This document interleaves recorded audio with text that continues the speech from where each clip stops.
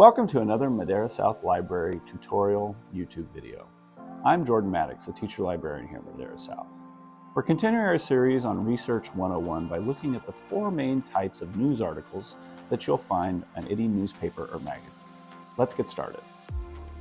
All right, so we're continuing our discussion of Research 101, how to use various databases and sources to help you conduct research for your classes. Today we're going to look at the four main types of articles that you'll find in a newspaper. So we'll start with this one. These are all going to be on the New York Times website. I decided to pick one newspaper just to show you all four on the same newspaper website. And the New York Times is one of the more famous newspapers in the world, and so it has lots of good coverage about a lot of topics. So the first kind of source is a traditional news story or news article about something going on in the world. So this particular article says, as the Colorado River shrinks, Washington prepares to spread the pain. What they're talking about is that the Colorado River is producing less water these days, and there's lots of cities in the world that are dependent upon that water in order to function. And so this is an article about both the water shrinking, but also what our government's plan is to deal with it if there is less water. Okay, so this tends to be articles that cover facts and events. They might have interviews with people, but it's really just a coverage of what's going on in the world, and it's not really something where you're going to see a lot of opinion-based arguments. It's just going to be a coverage of what's happening. Okay, now there will be some perspective here, a particular point of view, but it's less straightforward opinion-based writing than the other three that we're going to look at. Okay, this one also has some graphics, it's got maps, but it's really a coverage of what's going on in the world. The second kind is a columnist. So a columnist is someone that works for a newspaper. So this is Ross Douthat. He's a columnist for the New York Times, and he writes regular weekly articles about different topics that interest him. So he's talking about Americans' tendency to work a lot in this particular article, and there's a picture of him, it says opinion columnist.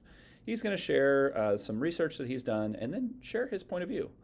So, you know, we often use the word biased when we're talking about sources, and bias is complicated in a lot of ways, but this is what we might call an opinion article.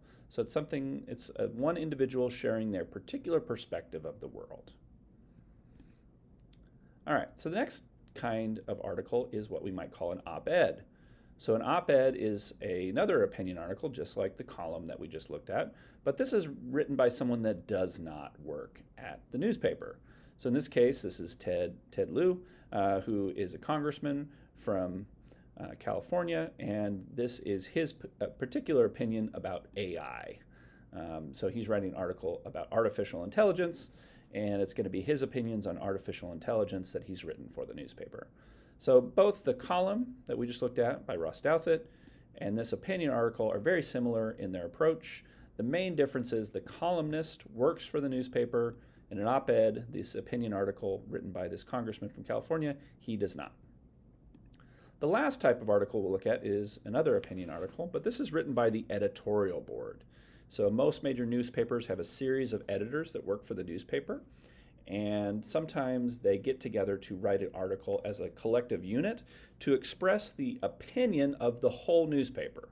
Okay, so this is the opinion of all of the editors at the newspaper. Okay, so they work together on it to share a particular point of view that's supposed to represent the opinions of the whole newspaper. So we have one type of article that's kind of a coverage of facts and events going on in the world, and then three opinion-based types of articles. The first being a columnist that regularly writes for the newspaper. The second being an opinion article or an op-ed by someone that doesn't. And then the last is an opinion-based article based on the overall collective thoughts of the editors, which are meaning the leadership at the newspaper.